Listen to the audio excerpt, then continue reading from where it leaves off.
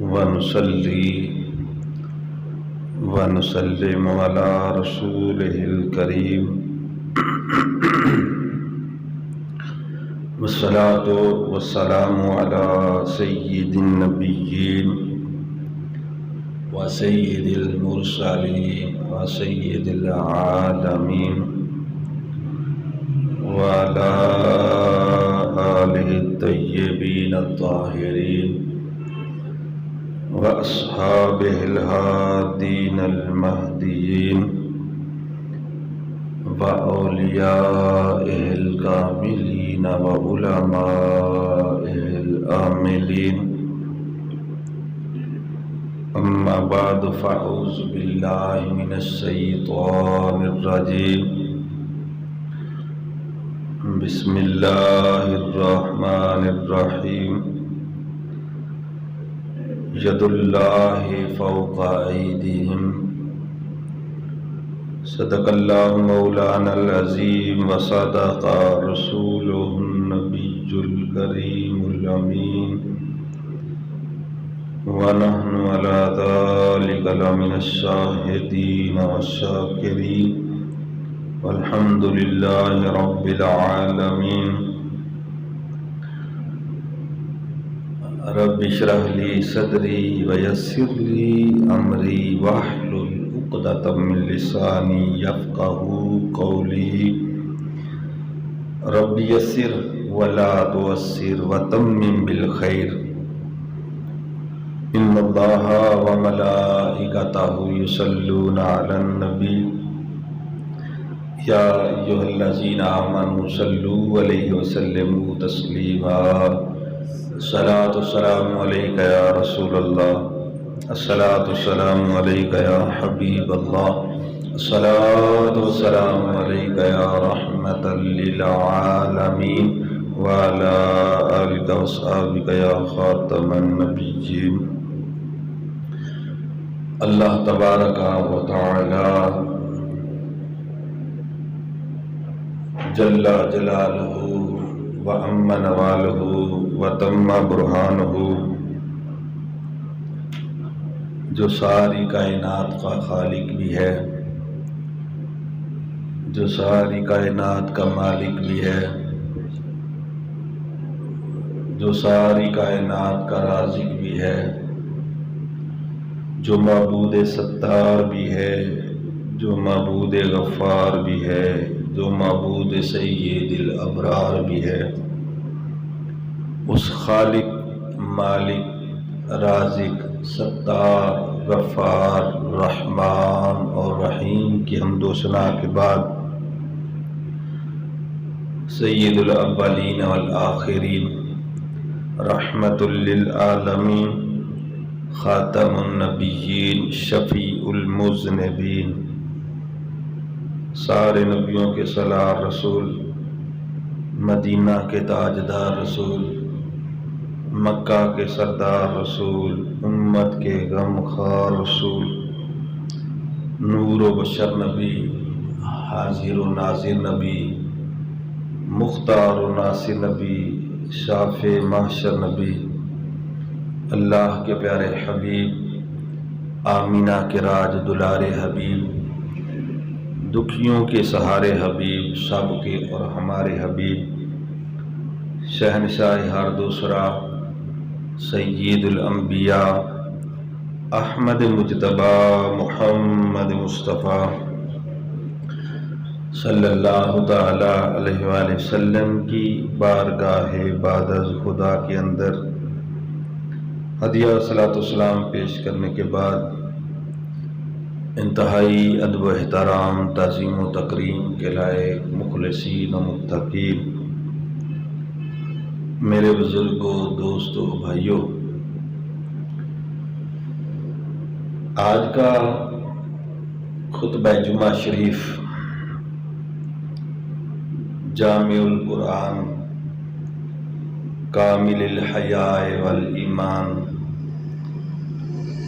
مجہزی جیش الاسراتی فی رضا الرحمن سیدنا و مولانا الامام امیر المؤمنین امام المتصدقین لرب العالمین ابی عمر عثمان ابن عفان رضی اللہ تعالیٰ عنہ، آپ کی شان و عظمت اور آپ کی مقدس سیرت کے حوالے سے گفتگو ہے۔ حضرت عثمان غنی رضی اللہ تعالیٰ عنہ 35 ہجری 18 ذی الحج جمعے کے دن آپ کی شہادت ہوئی تھی۔ 18 ذی الحج 35 ہجری جمعہ کا دن، اور مختلف روایات ہیں، بعض نے 82 سال عمر لکھی، بعض نے 85 اور بعض نے 90 سال۔ حضرت عثمان غنی رضی اللہ تعالی عنہ قدیم الاسلام ہیں، یعنی ابتدائے اسلام ہی میں آپ نے اسلام قبول کر لیا تھا، اور حضرت عثمان غنی رضی اللہ تعالیٰ عنہ عشرہ مبشرہ میں ہیں۔ عشرہ کہتے ہیں 10 کو، اور مبشرہ جن کو بشارت دی گئی ہے جنت کی۔ نبی پاک صلی اللہ تعالیٰ علیہ وسلم نے 10 صحابہ کو بشارت دی جنت کی، انہی میں سے ایک حضرت عثمان غنی رضی اللہ تعالیٰ عنہ ہے۔ حضرت عثمان غنی رضی اللہ تعالیٰ عنہ، ان کی بڑی شان اور عظمت ہے۔ حضرت ابوبکر صدیق رضی اللہ تعالیٰ عنہ کی تبلیغ سے آپ بھی ایمان لائے، اور عشرہ مبشرہ میں 6 صحابہ حضرت ابوبکر صدیق کی تبلیغ سے ایمان لائے۔ بارہ جب آپ نے اسلام قبول کیا تو دوسرے صحابہ کی طرح آپ کو بھی تکالیف کا سامنا کرنا پڑا۔ آپ کے چچا نے آپ کو پکڑا اور سختی کے ساتھ مارا بھی، اور پھر باندھ دیا اور کہا کہ دین اسلام کو چھوڑو۔ آپ نے آگے سے فرمایا کہ میں کسی صورت نہیں چھوڑ سکتا، میری جان جاتی ہے تو جائے، لیکن دین اسلام کو نہیں چھوڑ سکتا۔ آپ کا چچا جو تھا، اس نے جب آپ کی استقامت دیکھی تو اس نے آپ کو رہا کر دیا۔ حضرت عثمان غنی رضی اللہ تعالیٰ عنہ ذو النورین اور صاحب الہجرتین کہا جاتا ہے آپ کو، ذو النورین اور صاحب الہجرتین۔ ذو النورین کہتے ہیں 2 نوروں والے۔ حضرت عثمان غنی رضی اللہ تعالیٰ عنہ کو یہ سعادت حاصل ہے کہ نبی اکرم صلی اللہ تعالی علیہ وآلہ وسلم کی 2 بیٹیاں حضرت رقیہ اور حضرت ام کلثوم آپ کے نکاح میں آئیں۔ پہلے حضرت رقیہ کا نکاح حضور نے کیا، پھر ان کے وصال کے بعد حضرت ام کلثوم کا نکاح آپ کے ساتھ کیا، اور حضرت آدم علیہ السلام سے لے کر نبی اکرم صلی اللہ تعالی علیہ وآلہ وسلم تک کوئی بھی ایسا شخص نہیں ہے کہ جس کے نکاح میں اللہ کے نبی کی 2 بیٹیاں ہوں، سوائے حضرت عثمان غنی رضی اللہ تعالیٰ۔ یہ انہی کو سعادت حاصل ہے کہ 2 بیٹیاں یک کے بعد دیگرے، ایک کے بعد دوسری۔ اور جب حضرت ام کلثوم کا وصال ہوا تھا تو نبی اکرم صلی اللہ تعالی علیہ وآلہ وسلم نے فرمایا تھا کہ اگر میری 40 بیٹیاں ہوتی، ایک روایت میں ہے کہ 100 بیٹیاں بھی ہوتی، تو وہ وصال کرتی جاتی، فوت ہوتی جاتی، تو میں ساری عثمان کے نکاح میں دے دیتا۔ دیکھو نا، ہمارے ہاں تو خدا نخواستہ اس طرح کے بڑے سارے معاملات ہیں، ایک بیٹی دے دی جائے تو دوسری اس علاقے میں بھی نہیں دیتے، بلکہ لوگوں کو بھی کہتے ہیں سیدھے پھنس گئے آتے ہوں ادھر نہ کریے. لیکن حضرت عثمان غنی رضی اللہ تعالیٰ عنہ کی یہ سعادت حاصل ہے کہ اللہ کے نبی علیہ السلام نے دوسری بیٹی بھی دی، اور فرمایا مشہور روایت جو 40 والی ہے، فرمایا کہ 40 بیٹیاں ہوتی تو فوت ہوتی جاتی تو میں ساری عثمان کے نکاح میں دے دیتا.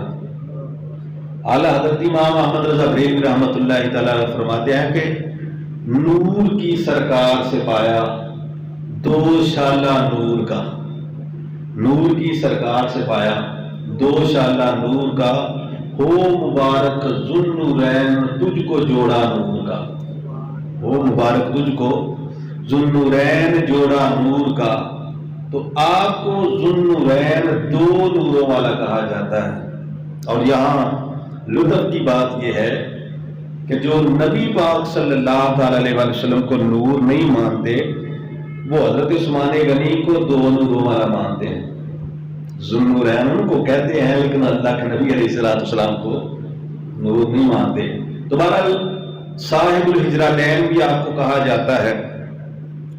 اور 2 ہجرتوں والا، سب سے پہلے صحابہ نے ہجرت کی تھی حبشہ کی طرف، اور حضرت عثمان غنی رضی اللہ تعالیٰ عنہ نے اپنی بیوی اہلیہ حضرت رقیہ کے ساتھ وہاں ہجرت کی. اور حضور نے فرمایا کہ حضرت لوط علیہ السلام کے بعد پہلے شخص حضرت عثمان ہیں کہ جنہوں نے اپنے گھر والوں کے ساتھ ہجرت کی. حضرت لوط علیہ السلام کے بعد سب سے پہلے شخص حضرت عثمان ہیں جنہوں نے اپنے گھر والوں کے ساتھ ہجرت کی، حبشہ کی طرف ہجرت کی. اور ایک وہاں پر جب صحابہ کرام جا کے رہے تو ایک افواہ ہوئی کہ کچھ صحابہ ادھر چونکہ ہجرت کر گئے تھے، افواہ پہنچی وہاں پر کہ مکے والے مسلمان ہو گئے ہیں اور حضور کے ساتھ سب کی صلح ہو گئی ہے. تو وہ جو ہجرت کر کے گئے تھے وہ جب قریب مکہ شریف پہ واپس پہنچے تو پتہ چلا کہ یہ جھوٹی خبر تھی. پھر حضرت عثمان غنی رضی اللہ تعالیٰ عنہ پھر یہاں سے مدینہ شریف کی طرف ہجرت کی. تو اس لیے آپ کو صاحب الہجرتین 2 ہجرتوں والا کہا جاتا ہے.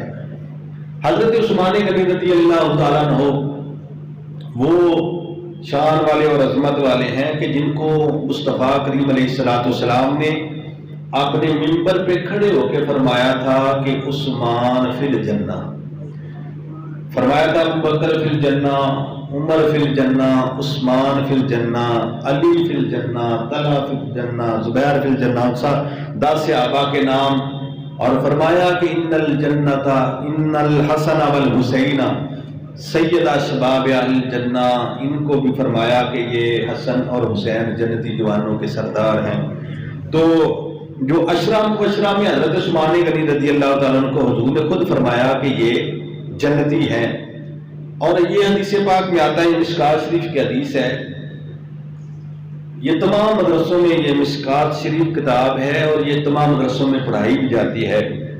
حضرت عائشہ صدیقہ طیبہ طاہرہ رضی اللہ تعالیٰ عنہ سے روایت ہے کہ نبی اکرم صلی اللہ تعالی علیہ وآلہ وسلم ایک دن حجرہ مبارک میں لیٹے ہوئے تھے، آرام فرما رہے تھے، اور آپ کا تہمت مبارک جو ہے وہ پنڈلی سے کچھ اوپر تھا، یعنی گھٹنے سے نیچے تھا اور پنڈلی سے اوپر، جو شرعی طور پہ ایک بات نہیں.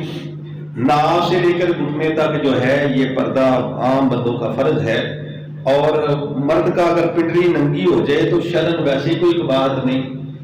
اور یہ جو تہمت وغیرہ باندھتے ہیں نا، ان کو پتہ ہے کہ جب لپیٹ کر تھوڑا سا وہ لیٹا جاتا ہے تو پنڈلیاں ننگی ہو جاتی ہیں اس سے. اور یہ تہمت باندھنے والے احباب آپ مبارک کے حقدار ہیں کہ نبی پاک صلی اللہ تعالی علیہ وآلہ وسلم نے ساری زندگی مبارک تہمت ہی باندھا ہے. یہ جو شلوار وغیرہ پجامے وغیرہ ہیں نا، یہ صحابہ نے پہنے ہیں، حضور نے اس کو پسند فرمایا ہے. صحابہ نے پہنے، حضور نے پسند فرمایا ہے، پر زیادہ ثواب تہمت کا ہے. جو سرکار کی سنت ہے، پجامے کو پسند فرمایا، صحابہ نے استعمال فرمایا. یہ شلواریں جو ہم پہنتے ہیں یہ جائز ہے، لیکن بہرحال سرکار کی جو سنت اور زیادہ ثواب اس تہمت ہی کا ہے. تو وہ تہمت مبارک تھوڑا سا پنڈلی سے اوپر ہوا اور ننگی تھی، تو حضرت عائشہ صدیقہ فرماتی ہیں کہ حضرت ابوبکر صدیق رضی اللہ تعالیٰ عنہ آئے تو حضور اسی طرح لیتے رہے، پھر تھوڑی دیر کے بعد عمر فاروق آئے تو آپ پھر بھی اسی طرح لیٹے رہے، پھر اس کے بعد حضرت عثمان غنی رضی اللہ تعالیٰ عنہ آئے تو نبی اکرم صلی اللہ تعالیٰ علیہ وآلہ وسلم جلدی سے اٹھ کر بیٹھے اور پنڈلی پر کپڑا بھی درست کر لیا، پنڈلی پر کپڑا درست کر لیا۔ جب وہ صحابہ چلے گئے تو حضرت عائشہ صدیقہ رضی اللہ تعالیٰ عنہ پوچھتی ہیں کہ حضور کیا وجہ ہے کہ میرے والد صاحب حضرت ابوبکر صدیق آئے تو آپ اسی طرح لیٹے رہے، عمر فاروق آئے تو آپ اسی طرح لیٹے رہے، عثمان غنی آئے تو آپ نے پنڈلی پر کپڑا بھی درست کیا اور اس کے بعد اٹھ کر بھی بیٹھ گئے۔ تو فرمایا عائشہ میں اس شخص سے کیوں حیا نہ کروں کہ جسے اللہ کے فرشتے بھی حیا کرتے ہیں، اس شخص سے میں کیوں حیا نہ کروں کہ جو فرشتے بھی ان سے حیا کرتے ہیں۔ اور حضرت عثمان غنی رضی اللہ تعالیٰ عنہ کے بارے میں آتا ہے کہ کنواری لڑکیوں سے بھی زیادہ حیا والے تھے، کنواری لڑکیوں سے بھی زیادہ حیا فرماتے تھے، اور پھر اتنی حیا تھی کہ جب آقا علیہ الصلوۃ والسلام کی بیعت کی نا تو اس ہاتھ کو پھر پردے کی جگہ پر بھی لگنے نہیں دیا، اور ان آنکھوں کو جو ہے حضور کو دیکھنے بعد فرماتے ہیں کبھی غیر محرم عورت کو بھی نہیں دیکھا۔ ایسی حیا تھی کہ حضور کو جب دیکھ لیا ہے تو کسی اور کو دیکھنے کی کیا ضرورت ہے۔ وہ شاعر کہتے ہیں غرض نہیں اس نو جنتاں دی تیری گلی دی جنہیں ہوا آوے کی، غرض نہیں اس نو جنتاں دی تیری گلی دی جنہیں ہوا آوے کی، کتے ہور گلزار وال تک دے نہیں جنہیں سونا تیری فضا آوے کی، کتے ہور تے پری وال تک دے نہیں جنہیں سونا تیری ادا آوے کی، آزم سانو کتے نہ نظر آئی تیری اکھاں وچ جیڑی حیا آوے کی، آزم سانو کتے نہ نظر آئی تیری اکھاں وچ جیڑی حیا آوے کی۔ تو فرمایا کہ وہ اس سے میں کیوں حیا نہ کروں کہ جس سے اللہ کے فرشتے بھی حیا کرتے ہیں، تو پھر ان سے حیا کرنی چاہیے کہ نہیں؟ ان کے شرم و حیا دل میں ہونی چاہیے، ادب و احترام ہونا چاہیے۔ دوسری حدیث پاک نبی اکرم صلی اللہ تعالیٰ علیہ وآلہ وسلم نے ارشاد فرمایا کہ ہر نبی کا جنت میں رفیق ہے، وَرَفِيقِي فِي الْجَنَّةِ عثمان۔ فرمایا کہ ہر نبی کا جنت میں رفیق ہے، یعنی بڑا وہ کہتے ہیں نا کہ یہ وہاں کے رفیق خاص کہتے ہیں نا وہ بڑا قریبی ساتھی دوست۔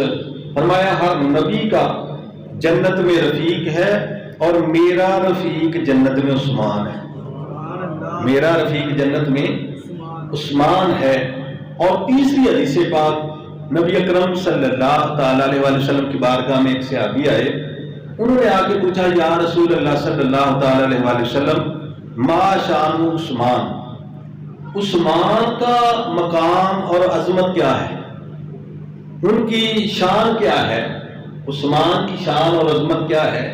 تو نبی اکرم صلی اللہ تعالیٰ علیہ وآلہ وسلم نے، وہ پنجابی میں کہتے ہیں نا 100 ہاتھ رسا تے سریے تے گھٹ، حضور نے فرمایا وہ جنتی انسان ہے، بس اتنے لفظ فرما دیے کہ اس نے پوچھا تو ان کی شان کیا ہے، فرمایا وہ جنتی انسان ہے۔ یہ حضور کی فصاحت اور بلاغت تھی، اور یاد رکھیں کہ فصاحت و بلاغت یعنی قادر کلام ہونا، بڑی سونی گفتگو جو کرنے والے ہیں نا، ساری دنیا کے اکٹھے ہو جائے نا تو حضور کی فصاحت و بلاغت اور اچھی گفتگو کو پہنچ نہیں سکتے، تھوڑے کلام کے ساتھ نتیجہ بہت بڑا ہے۔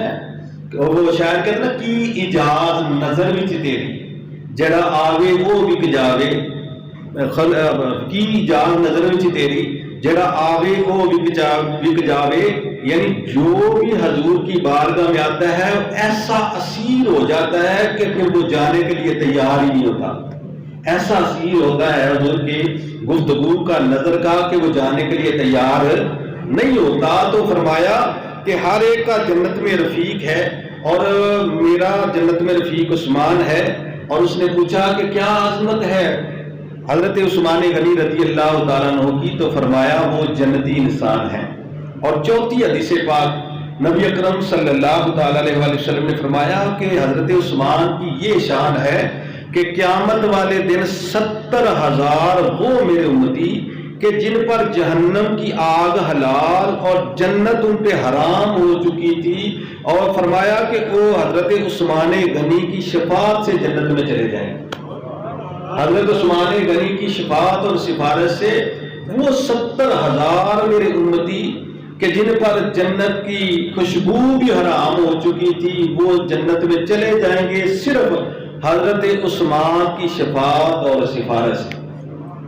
5ویں حدیث پاک نبی اکرم صلی اللہ تعالیٰ علیہ وسلم کے بارے میں حضرت ابو موسیٰ اشعری فرماتے ہیں کہ مدینہ شریف میں ایک باغ تھا، اور باغ میں میں بھی اور نبی پاک صلی اللہ تعالیٰ علیہ وسلم بھی وہاں موجود تھے، اور باغ ایسا تھا کہ اس کے اطراف میں دیوار اور ایک دروازہ لگا ہوا تھا۔ اتنا باغ تھا اور دیوار اور وہ دروازہ وہ لگا ہوا تھا۔ تو حضور میرے ساتھ تشریف فرما تھے، تو میں حضور کے قدموں میں بیٹھا تھا، تو اچانک دروازے پہ دستک ہوئی، تو نبی اکرم صلی اللہ تعالیٰ علیہ وسلم نے فرمایا ابو موسیٰ دروازہ کھولو، اور جو بھی دروازے پہ موجود ہے نا اس کو جا کے جنت کی بشارت دے دو۔ جو بھی دروازے پہ موجود ہے اس کو جا کے جنت کی بشارت دے دو۔ تو فرماتے ہیں کہ میں نے جب دروازہ کھولا دیکھا کہ سامنے حضرت ابوبکر صدیق تشریف فرما ہے۔ میں نے جنت کی بشارت دی، اور میں نے کہا کہ حضور نبی پاک صلی اللہ تعالیٰ علیہ وسلم نے آپ کو جنتی ہونے کی بشارت دی ہے۔ وہ خوش ہو گئے، کہتے ہیں کہ ہم بیٹھے تھے کہ پھر دروازے پہ دستک ہوئی، تو حضور نے فرمایا کہ ابو موسیٰ دروازہ کھولو، اور جو بھی دروازے پہ موجود ہے اس کو جنتی ہونے کی بشارت دے دو۔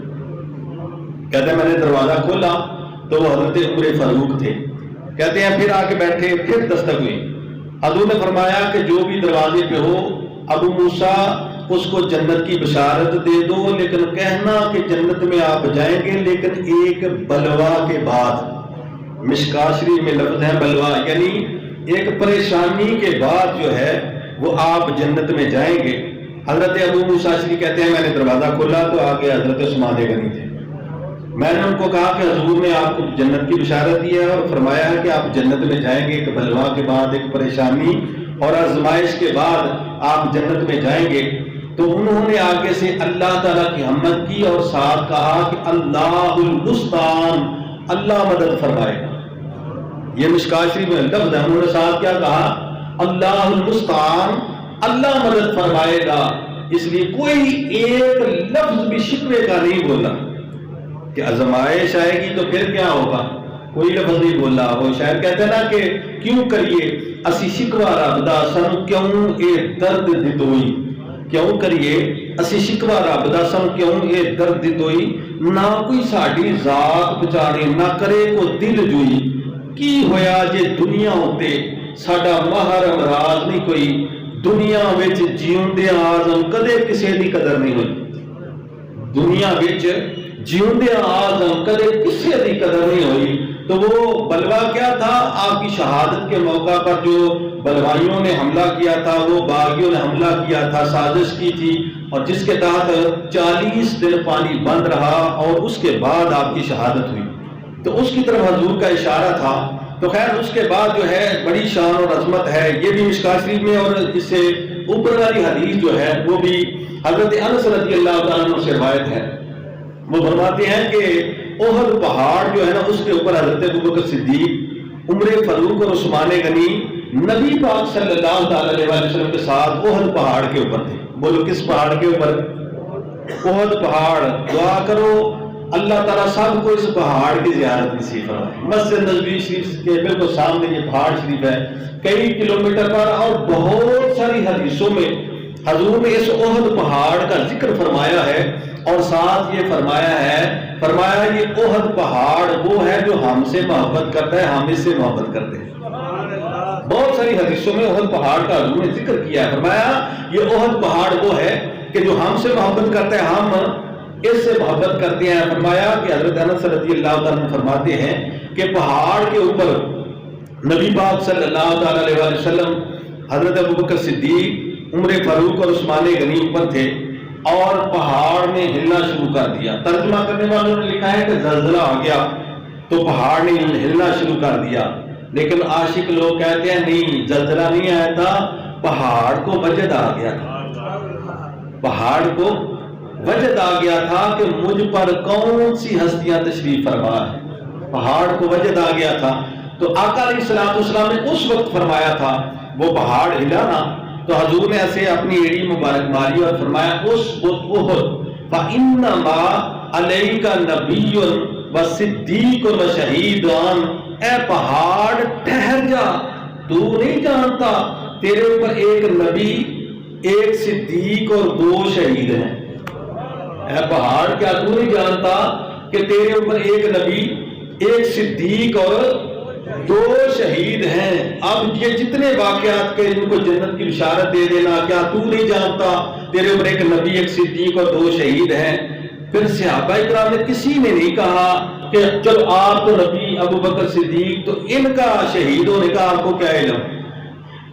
اس لیے کہ صحابہ یہ جانتے تھے نبی کا معنی ہی ہوتا ہے غیب کی خبریں دینے والا۔ بولو نبی کا کیا معنی ہوتا ہے؟ غیب کی خبریں دینے والا۔ اعلیٰ حضرت امام احمد رضا بریلوی رحمۃ اللہ علیہ نے فرمایا نا کہ آپ فرماتے ہیں کہ جب خدا ہی نہ چھپا تم پہ کروڑوں درود، فرماتے ہیں کہ اور کوئی غیب تجھ سے نہاں ہو بلا، جب خدا ہی نہ چھپا تم پہ کروڑوں درود، فرماتے ہیں سب سے کائنات کا سب سے بڑا جو غیب ہے نا وہ ہے رب تعالیٰ۔ تو جب رب تعالیٰ کا آپ نے دیدار کر لیا ہے تو اور کون سی چیزیں غیب رہ گئی؟ تو فرماتے ہیں کہ وہ صحابہ کا یہ عقیدہ تھا کہ نبی پاک صلی اللہ تعالی علیہ وسلم جانتے ہیں، اور بے علم نبی نہیں ہوتا، بے علم نبی نہیں ہوتا۔ جہاں پر وہ سوال پوچھتے ہیں نا، کوئی بھی سوال پوچھتے ہیں تو سوال میں لا علمی نہیں ہوتی، اس میں حکمت ہوتی ہے۔ تو اللہ نے فرمایا کہ وہ شہید ہیں۔ اور پھر اس سے آگے چلیے کہ نبی پاک صلی اللہ تعالی علیہ وسلم نے جب ہجرت کی، مکہ شریف سے مدینہ شریف آپ نے ہجرت فرمائی، تو سب سے پہلے وہاں پر جب دوسرے مسلمانوں نے بھی ہجرت کی اور آقا علیہ الصلوۃ والسلام نے مسجد نبی شریف کی تعمیر شروع فرمائی، اور 9 مسلم تھے، نئے مسلمان تھے، اور پھر مکہ شریف سے ہجرت کر کے مدینہ شریف گئے۔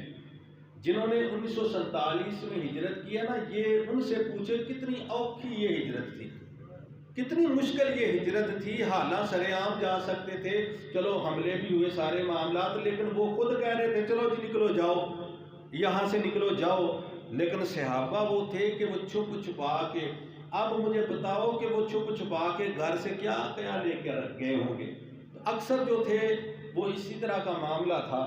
تو اب وہاں پر جو سب سے پہلی مشکل پیش آئی وہ یہ تھی کہ وہاں پر میٹھے پانی کا کنواں ہی ایک تھا، اور وہ بھی یہودی کی ملکیت، وہاں سے وہ قیمتاً لوگوں کو دیتا تھا، اور یہ مسلمان نئے تھے، اور پھر کچھ مال و اسباب کی بھی ظاہراً کمی تھی، تو کسی کے پاس اتنی طاقت نہیں کہ وہ پانی خرید کر بھر لیں۔ چلو یار وہ تو بڑی دور کی بات ہے نا، یہ جنہوں نے فلٹر لگائے ہیں ان کے لیے دعا کرو اللہ سب کو جزائے خیر عطا فرمائے۔ لیکن جتنے بیٹھو اگر ہمیں یہ کہا جائے کہ صرف 50 روپیے نال کین بھرنا ہے، تو چلو پھر بھی مہینے دے کنے بن جانے 1500، تے جے کئی بندے مہینے دے 1500 دین جو کہ ہے نہیں نا ہے، اس دور میں بھی اللہ ان کو جزائے خیر دے، جنہوں نے بلے میں کھجوری بال اور باقی جہاں جہاں بھی انہوں نے پانی کا انتظام کیا ہے فی سبیل اللہ، ان کو جزائے خیر عطا فرمائے، یہ بہت بڑی نیکی ہے۔ تو حضرت عثمان غنی رضی اللہ تعالیٰ عنہ تک جب یہ بات پہنچی تو آقا علیہ الصلوۃ والسلام نے فرمایا کون ہے جو یہ کنواں خرید کر مجھ سے جنت کی ضمانت لے لے؟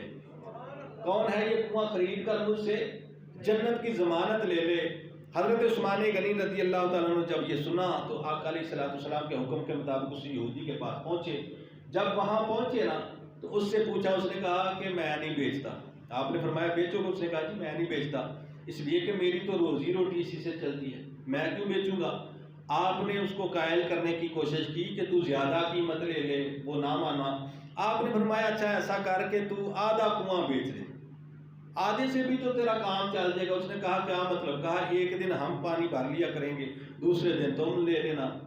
اور ساتھ آپ نے وہ مختلف روایتیں ہیں، کسی نے دینار کے اعتبار سے وہ رقم لگائی ہے، کسی نے اشرفیوں کے اعتبار سے رقم نکالی ہے، کسی نے درہم کے اعتبار سے۔ تو چلو جو رقم بھی لگائی ہے ان میں سے ایک یہ ہے کہ کہ آپ نے فرمایا کہ کتنی رقم لوگ، اس نے بہت بڑی رقم بتائی، کہا جی 4000 درہم لوں گا۔ کتنی جی؟ 4000 درہم، اور آدھا کنواں بیچوں گا، اور 4000 درہم سے کم پر ویسے ہی کنواں ہی بن جاتا تھا، آدھا کنواں وہ بیچ رہا تھا۔ آپ نے فوری طور پہ وہ درہم جتنے کہے تھے اس کو دیے، اور کہا کہ ایک دن ہماری باری اور ایک دن تمہاری باری۔ وہ خوش ہو گیا، چلو یہ رقم بھی مل گئی، اور اگلے دن پھر میں بیچ دیا کروں گا۔ آپ نے حضرت عثمان غنی رضی اللہ تعالیٰ عنہ نے آ کے حضور کی بارگاہ میں بتایا کہ حضور کنواں میں نے وہ خرید لیا ہے۔ آقا علیہ الصلوۃ والسلام نے ارشاد فرمایا کہ تجھے جنت مبارک ہو۔ کہا کہ حضور اس طرح آدھا کنواں خریدا ہے، فرمایا تجھے جنت مبارک ہو۔ اب اعلان کر دیا گیا کہ جو بھی چاہے ایک دن ہماری باری ہے، وہ مسلمان ہو یا غیر مسلم، وہ جو بھی ہو وہاں سے پانی بھر کے لے جا سکتا ہے۔ اب مسلمانوں نے بالخصوص جن کے لیے کنواں خریدا گیا تھا، انہوں نے وہ پانی بھرنا شروع کر دیا، اگلے دن کے لیے بھی وہ پانی کا سٹور کر لیتے، اور جانوروں کے لیے جو پانی پلانا ہوتا اس کے لیے بھی وہ نکال لیتے، حتیٰ کہ غیر مسلم جو تھے وہ بھی مفت میں وہ پانی لے جاتے۔ اب اگلے دن یہودی بیٹھا رہتا وہاں پر، گاہ کی کوئی نہ آتا، کوئی گاہک نہ آتا۔ چند دن تو اس نے انتظار کیا، پھر حضرت عثمان غنی رضی اللہ تعالیٰ عنہ کو کہنے لگا کہ باقی کنواں بھی آپ خرید لیں۔ اور پھر دیکھیں یہ حضرت عثمان غنی رضی اللہ تعالیٰ عنہ، یہ صحابہ جو ہے نا، یہ امت کے امام، رہبر اور رہنما ہیں، ان کی یہ سیرت دیکھیں۔ آپ نے یہ نہیں فرمایا ہوں میں کی کرنا ہے، ہوں رکھ کو ساڈا کام پہ نہیں، اس کی مجبوری سے بھی فائدہ نہیں اٹھایا کہ چلو یہ پہلا حصہ 4000 میں تھا تو اگلا حصہ چلو 2000 کم کر دو، یہ بھی نہیں کیا۔ باقی کنواں بھی جو تھا وہ 4000 درہم دے کے آپ نے وہ بھی خرید لیا۔ یہ بتا دیا دنیا کو کہ کسی کی مجبوری سے فائدہ نہ اٹھاؤ۔ مجھے بتاؤ کتنے بدبخت، نالائق اور کتنے شکی القلب وہ لوگ ہیں کہ وہ یتیم بچیاں یا بیوہ وغیرہ جو فیکٹریوں میں کام کرنے جاتی ہیں ان کی مجبوری سے فائدہ اٹھاتے ہیں، یا ویسے کوئی چیز بیچنے والا مجبور ہے تو اس کی مجبوری سے فائدہ اٹھاتے ہیں۔ تو حضرت عثمان غنی رضی اللہ تعالیٰ عنہ نے وہ جو کنواں خریدا وہ 8000 درہم میں آپ نے کنواں خریدا، اور حضور نے پہلے ہی فرما دیا تھا کہ کون ہے جو وہ کنواں خریدے میں اس کو جنت کی ضمانت دیتا۔ اور یہ بہت بڑی نیکی ہے، بہت بڑی نیکی۔ آپ مجھے یہاں پر روک کے ایک بات کی طرف اپنا جواب آپ نے دینا ہے، وہ یہ ہے کہ یار اگر کوئی کنواں ہو اور اس کنویں سے نیک بندے نمازی پانی پئیں تو لوگ کہتے نہیں یار اس کنویں چ نمازی پانی پیندے، یہ وہ کنواں ہے کہ جسے اللہ کے ولی پانی پیتے ہیں یا پیا ہے۔ غوث، قطب، ابدال، ساری امت کے امام صحابہ کرام جس سے پانی پیے، اور امام الانبیاء اس کنویں سے پانی پیے، تو بتاؤ حضرت عثمان غنی رضی اللہ تعالیٰ عنہ کے نامہ اعمال میں ثواب کتنا درج ہوتا ہوگا، اتنا ثواب ان کے نامہ اعمال میں کہ جس کنویں کو حضرت عثمان غنی نے خریدا تھا وہ کنواں وہ ہے کہ وہ حضرت عثمان غنی رضی اللہ تعالیٰ نے خریدا۔ اور پھر حضور نے پہلے ہی فرما دیا کہ میں جنت کی ضمانت دیتا ہوں۔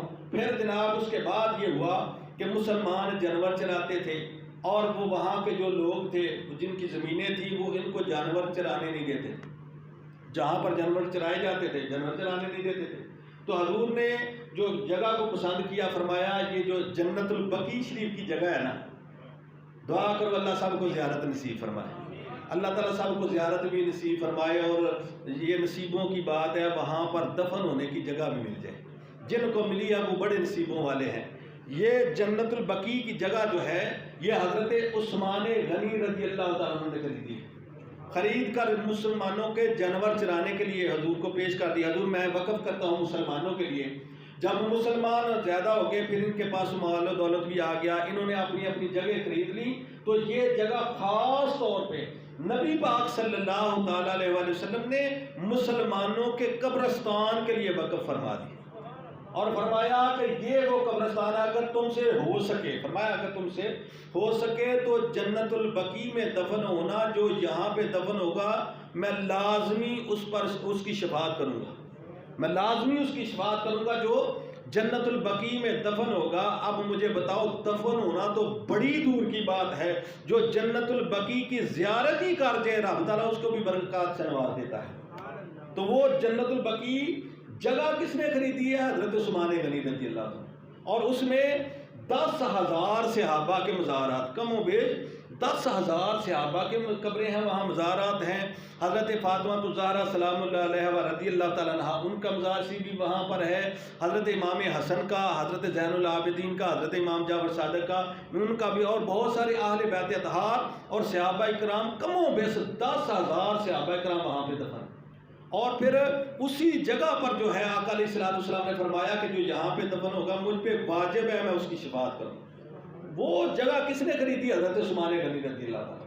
کیوں بھائی؟ اب دیکھو نا کہ وہ وہاں پر دین اسلام کی اپنا جو دین اسلام پھلا پھولا، اس میں حضرت عثمان غنی رضی اللہ تعالیٰ عنہ کے مال کا کتنا کام ہے، کتنا ہاتھ ہے ان کا، حضرت عثمان غنی رضی اللہ تعالیٰ عنہ۔ پھر جب مسلمان زیادہ ہوئے، وہ مسجد نبی شریف کی تعمیر تھی، جب مسلمان زیادہ ہو گئے نا تو جگہ جو تھی وہ کم پڑنے لگی، تو حضور نے فرمایا، یہاں پر بھی فرمایا کون ہے جو ساتھ والے مکان اور جگہ کو خرید کر مسجد میں شامل کرے اور مجھ سے جنت کی ضمانت لے لے، مجھ سے جنت کی ضمانت لے لے۔ اور صحابہ کرام نے فرمایا ہے کہ حضرت عثمان غنی رضی اللہ تعالیٰ عنہ نے وہ جگہ خرید کر مسجد میں شامل کی، اور حضرت عثمان غنی رضی اللہ تعالیٰ عنہ وہ ہیں جنہوں نے 2 مرتبہ نبی پاک صلی اللہ تعالیٰ علیہ وآلہ وسلم سے جنت کو خریدا ہے۔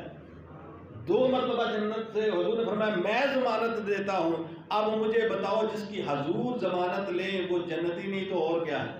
تو حضرت عثمان غنی رضی اللہ تعالیٰ نے مکان بھی خرید کیا، اور پھر نبی پاک صلی اللہ تعالیٰ علیہ وآلہ وسلم سے لے کر آج تک جو ہے ہزاروں لوگوں نے اپنی خدمت پیش کی مسجد نبی شریف میں، بڑے لوگوں نے پیش کی خدمت، لیکن وہ جو جگہ خرید کر حضرت عثمان غنی رضی اللہ تعالیٰ نے خریدی تھی آج بھی تو وہیں پہ موجود ہے نا، آج بھی وہیں پہ موجود ہے۔ حضرت عثمان غنی رضی اللہ تعالیٰ عنہ کو آج بھی اس کا ثواب پہنچ رہا ہے، آج بھی ثواب پہنچ رہا ہے۔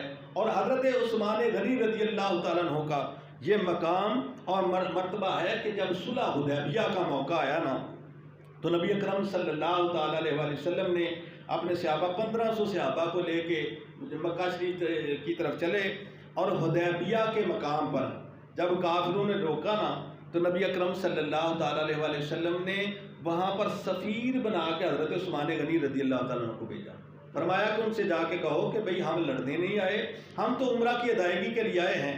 حضرت عثمان غنی جب یہاں سے چلا تو بعض صحابہ نے کہا کہ عثمان بڑے خوش نصیب ہیں، اب تو عمرہ کر کے ہی آئیں گے، اب تو عمرہ کر کے ہی آئیں گے۔ حضور نے فرمایا میرے صحابہ بات یہ ہے، میرا عثمان میرے بغیر عمرہ نہیں کرے گا، میرا عثمان میرے بغیر عمرہ نہیں کرے گا۔ جب گئے بات ہوئی تو انہوں نے کہا جی محمد صلی اللہ تعالیٰ علیہ وسلم اور باقی صحابہ کو ہم عمرہ نہیں کرنے دیں گے، وہ وہیں سے واپس جائیں گے، آپ کے ساتھ ہمارے حالات پہلے ٹھیک تھے تو اس لیے آپ آئے ہیں، آپ عمرہ کریں اور پھر واپس چلے جائیں۔ تو حضرت عثمان غنی رضی اللہ تعالیٰ عنہ فرمانے لگے یہ کیسے ہو سکتا ہے کہ اس کو میں چھوڑ دوں کہ جس نے مجھے بتایا ہے عمرے کا یہ ثواب ہے، ان کو کیسے، یہ بے ادبی میں کر ہی نہیں سکتا کہ میں مصطفیٰ کریم علیہ السلام سے پہلے عمرہ کر لوں۔ وہ شہر کہتے ہیں نا دوزخ وچ کوئی کافر جاوے یا کوئی منافق جاوے،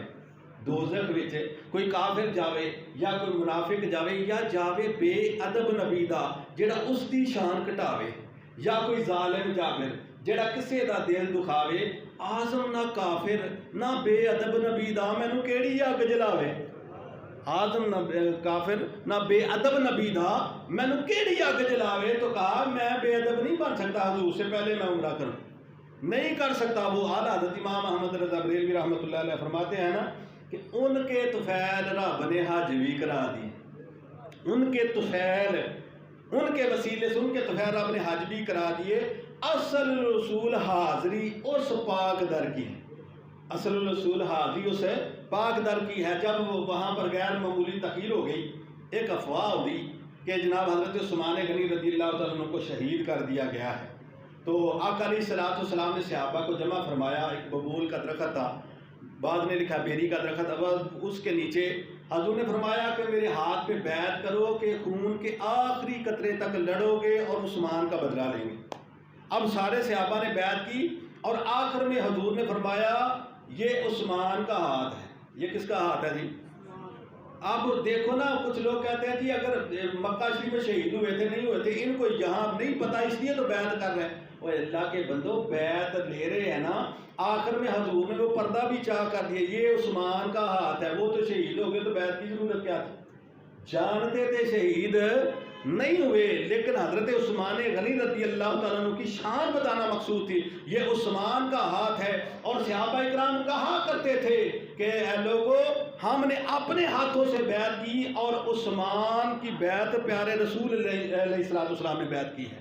حضرت عثمان کی بیعت پیارے آقا علیہ السلام نے کی اور ان کے ہاتھ کو اپنا ہاتھ قرار دیا، اور رب تعالیٰ نے فرمایا کہ یہ جو عثمان کا ہاتھ آخر میں رکھا گیا ہے نا، فرمایا ید اللہ فوق ایدیہم، اس میں ان سب پر اللہ کا ہاتھ ہے۔ ان سب پر کس کا ہاتھ ہے جی؟ ان سب پر اللہ کا ہاتھ ہے۔ اور پھر جناب یہ ہے شان مصطفیٰ کریم علیہ السلام اور آپ کے صحابہ کی شان اور حضرت عثمان غنی رضی اللہ تعالیٰ عنہ کی شان۔ اور آگے سنو کہ غزوہ تبوک کا موقع آیا۔ کون سا غزوہ جی؟ غزوہ تبوک، جس کے غزوہ اسرت بھی کہتے ہیں، اور غزوہ اسرت اس لیے کہتے ہیں کہ تنگی کا غزوہ۔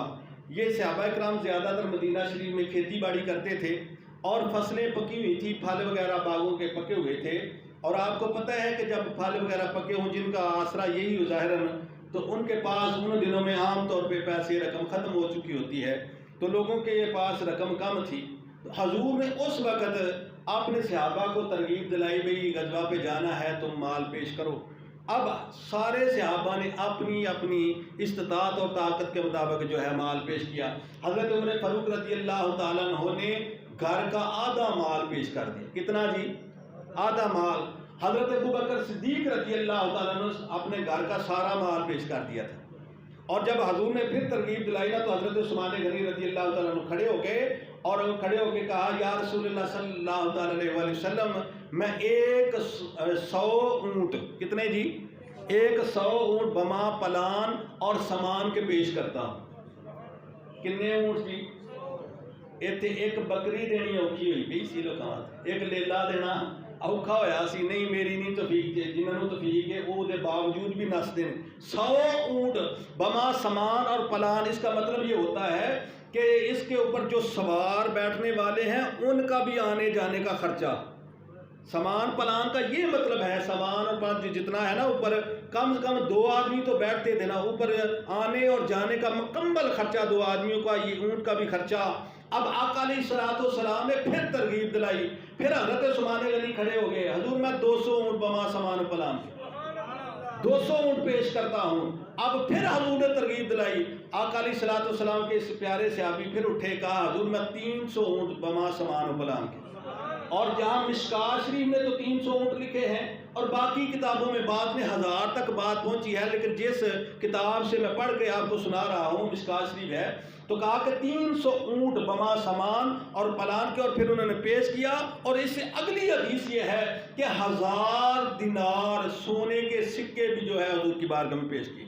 حضور ایسے ممبر پر تشریف فرما تھے، وہ 1000 دینار جو پیش کیے، اور آقا علیہ السلام ان کو ایسے اچھال رہے تھے اور ساتھ یہ فرما رہے تھے کہ آج کے بعد عثمان کا کوئی عمل بھی اس کو تکلیف نہیں دے سکتا۔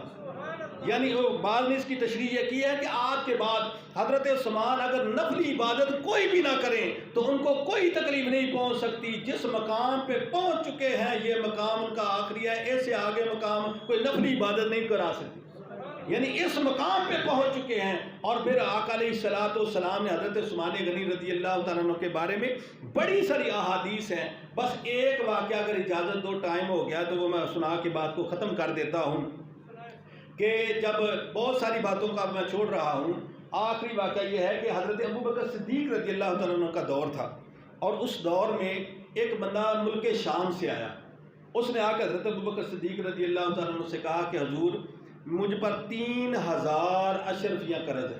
کتنا قرض ہے جی؟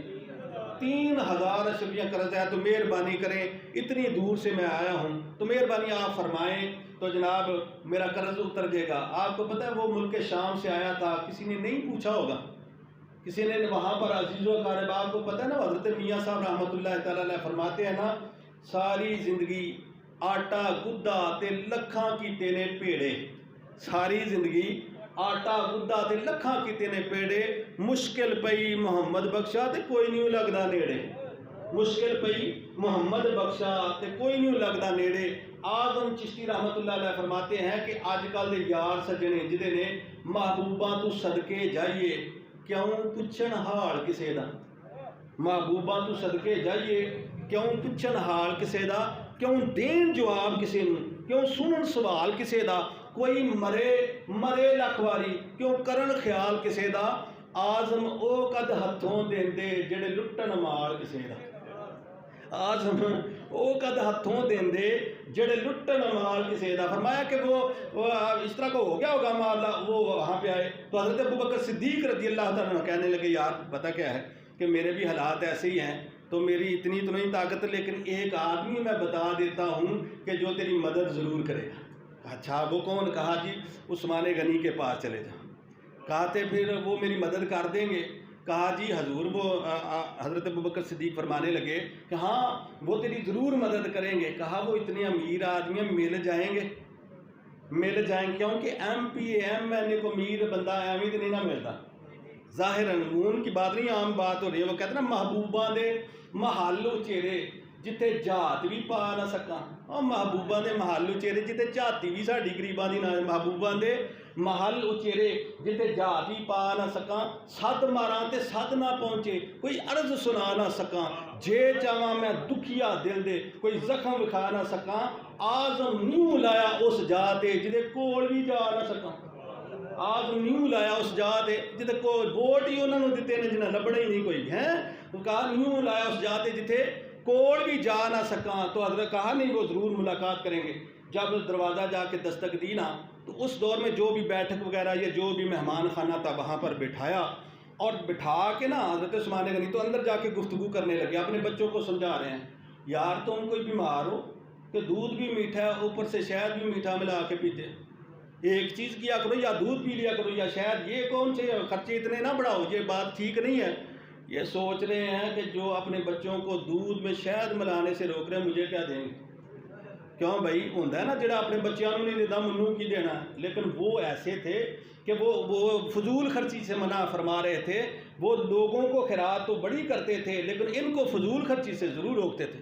مجھے ایک بات یاد آ گئی، پہلی مسجد میں تھا نا میں، وہ ڈسکے روڈ پہ، وہاں پر ایک میرے خان صاحب دوست تھے، انہوں نے مجھے بتایا کہ جی قاری صاحب میرے نا ایک فیکٹری میں ملازمت کرتا، گن مین تھا، تو ایک دن فیکٹری کے مالک نے مجھے کہا کہ خان صاحب یہ بچہ جو ہے ضد کر رہا ہے، ڈرائیور کو ساتھ لے جاؤ اور لاہور سے جا کے برگر لے کے آؤ، یہ کہتا ہے وہ فلاں دکان سے جو کھائے تھے نا وہی لے کے آؤ، کہتا ہے میں تو دیکھتے رہ گیا۔ اب وہاں شام کے وقت ہم برگر لینے کے لیے گئے، اس وقت بھی یہ موٹر وے وغیرہ نہیں تھی، تو کہتے ہیں کہ 1 بجے رات کے واپس آئے، تو وہ جاگ رہے تھے، ان کو دیے، میں بڑا حیران کہ اتنا زیادہ خرچہ کروا دیا ہے۔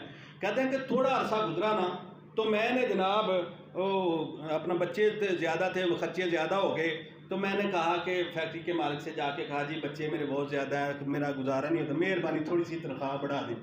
فیکٹری دا مالک وہ کہنے لگا ہوئے تو بچیاں نوں سر تے کیوں چاڑیا، وہ اتنا ہی خرچے سرکار 11 بچے نے میرے تے نہیں گزارا ہوتا، تے تینوں کنے آکھیا سی 11 بنا ہیں، اس طرح کو کہنا میں حیران تھا کہ اپنے بچوں کے بارے میں تو میرے بچے نہیں دینے، تو ایسی باتیں تو نہ کر۔ وہ حضرت میاں صاحب رحمۃ اللہ علیہ فرماتے ہیں نا کہ مالاں والے سخی نہیں ہوندے تے سخیاں مال نہیں ہوندا، مالاں والے سخی نہیں ہوندے تے سخیاں مال نہیں ہوندا، ایتھے اوتھے دوئی جہانی سخی کنگال نہیں ہوندا، ایتھے اوتھے دوئی جہانی سخی کنگال نہیں ہوندا۔ تو فرماتے ہیں کہ وہ جناب بہرحال وہ خان صاحب کہتے ہیں پھر میں اٹھ کے آ گیا۔ تو اس طرح کا ہوتا ہے کہ اپنے بچوں کو سارا کچھ دینا، کسی کے بچے کو اچھا ہی نہیں سمجھنا کہا، لیکن حضرت عثمان غنی اپنے بچوں کو فضول سے روک رہے تھے کہ بھئی اپنا اس فضول خرچی نہ کرو۔ تو کہتے ہیں کہ پھر اس کے بعد میرے پاس سب سے پہلے جو آیا نا وہ دودھ میں شہد ملا ہوا تھا، وہ آیا، میں حیران تھا کہ ان کو روک رہے ہیں، میرے لیے بھیج دیا ہے۔ جب وہ میں نے پیا تو تھوڑی دیر کے بعد جو ہے وہ کھجوروں کا حلوہ آ گیا، میں حیران کہ مجھے 3 چیزیں میٹھی بھیج دی ہیں، وہ میں نے کھایا۔ پھر حضرت عثمان غنی آئے اور کہا کہ بڑی معذرت چاہتا ہوں، بچوں کو ذرا سمجھا رہا تھا، کہہ رہا تھا کہ فضول خرچی نہ کرو، بتاؤ کس کام سے؟ حضور میں ملک شام سے آیا ہوں، مسلمان ہوں، اور 3000 اشرفیاں قرض ہیں۔ تو اٹھ کر چلے گئے، کہا کچھ بھی بولے نہیں، اٹھ کر چلے گئے۔ اور تھوڑی دیر کے بعد آئے اور آ کے کہا کہ وہ باہر میرا خادم جو ہے اس نے اونٹ کھڑا کر دیا ہے، اس پر 6000 اشرفیاں، آپ کے سارے گھر والوں کے کپڑے اور پھر آپ کے کھانے پینے کا سامان بھی ہے وہ لے جاؤ۔ کہا حضور پھر یہ اونٹ میں واپس کیسے کرنے آؤں گا؟ فرمایا اونٹ واپس کرنے کے لیے دیے ہی نہیں ہے، یہ اونٹ واپس کرنے کے لیے دیا ہی نہیں ہے، یہ لے جو، یہ اونٹ تمہارا ہے۔ تو کہتے ہیں کہ میں نے سوچا کہ دیکھو اللہ تعالیٰ نے کتنا مال دیا، تو وجہ یہ تھی کہ وہ شاعر کہتے ہیں نا ان کا عقیدہ یہ تھا کہ اے دنیا نہیں منزل ساڈی، اے دنیا نہیں منزل ساڈی، ساڈے دور دراز بسیرے ملک فلک سب ہیٹھاں واسطے، ساڈی دنیا ہور اتیرے، لاہوتی پرواز ہو ساڈی، ساڈے رتبے ہور اچیرے، آزم اصل مقام ہو ساڈا جتے ذات قدیم دے ڈیرے۔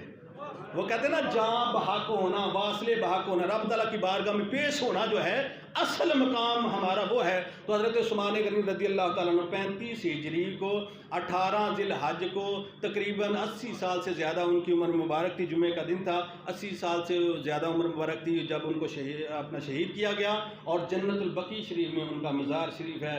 دعا ہے حضرت عثمان غنی رضی اللہ تعالیٰ عنہ کے طفیل ہم سب کی، ہمارے والدین کے گھر والوں کی بخشش و مغفرت فرمائے۔ وما علیہ الا البلاغ۔